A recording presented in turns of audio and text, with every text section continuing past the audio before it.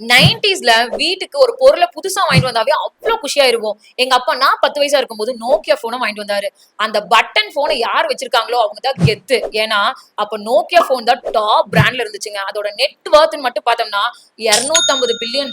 அதாவது இந்தியா மதிப்புல கிட்டத்தட்ட 2,00,000 கோடிக்கும் மேல. ஆனா, அந்த பிராண்ட இப்ப யாருக்குமே தெரியல. 2005ல டாப்ல கொடி கட்டி பறந்த பிராண்ட் இப்போ யாருக்குமே தெரியாம போனதுக்கு காரணம் என்ன?